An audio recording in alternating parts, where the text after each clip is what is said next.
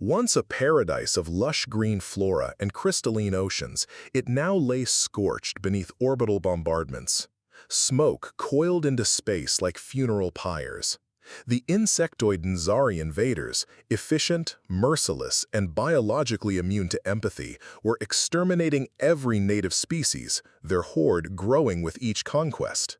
The Galactic Council watched, indifferent. Varelia was a minor world, no strategic value, no rare minerals, just another tragedy in a galaxy that had long stopped caring about small, beautiful things. But before their final communications array fell, the Varelians had sent one last, desperate message into deep space. A simple broadcast. "We need help. Anyone, please." The message was caught by a listening post in the Terran fringe. Humans, those unpredictable, late-to-the-galaxy apes, heard it, and they responded. The Nzari fleet detected the warp breach immediately. 3 ships, matte black and spiked with plasma vents, dropped out of subspace near Varelia's orbit. They bore no markings, no IFF codes, just silence and the hum of ancient reactors. The Nzari, confident after centuries of conquest, issued a standard challenge. "This world is claimed. Depart or be annihilated." The humans replied with 3 words: "We're already here." On the planet's surface, Varelian survivors huddled in collapsed ruins. Their sensors were too damaged to see the battle above, but they heard it. The sky lit up like an angry god had awakened. The night turned to day in pulses, green, blue, and fiery white. Thunder cracked louder than nature ever intended. A child asked his mother, "Are the gods angry?" "No," she whispered. "I think someone heard us." Above, the Nzari fleet was being dismembered. Human warships didn't dance, they hunted. Cold and deliberate, like apex predators in vacuum.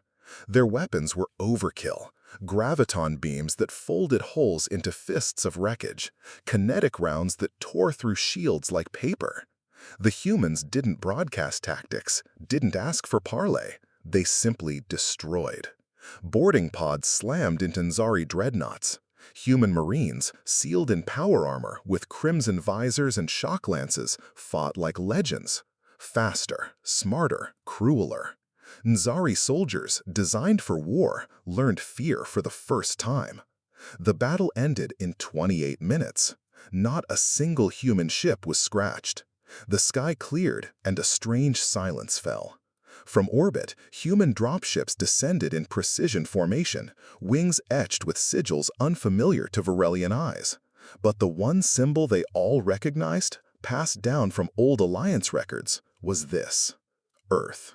Captain Amara Kane stepped onto Varelian soil, her boots crunching glass and ash.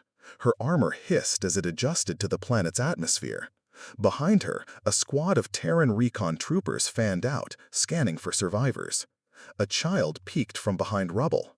Kane saw him and removed her helmet, revealing a soot-smeared face, eyes tired but soft. "You called," she said simply. "We answered." The boy blinked. "You're human?" Kane nodded. "Not what you expected. We heard stories that humans are dangerous." She gave a dry smile. "We are, but not to those who ask for help."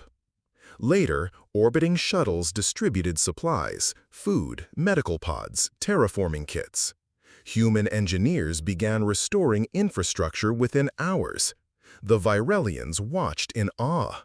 They had called into the void, and monsters came, but monsters who bled for them.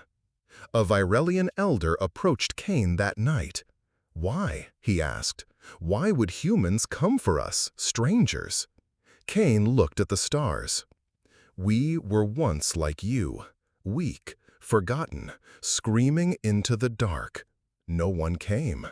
So we swore no one else would be alone if we could help it."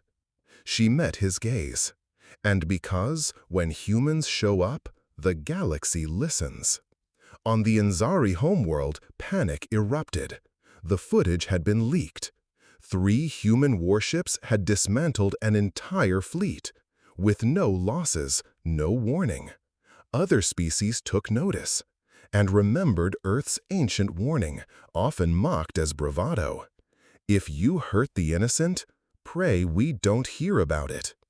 Let the galaxy forget Earth's diplomacy, forget their offers of peace, forget the warm words they gave to the Council.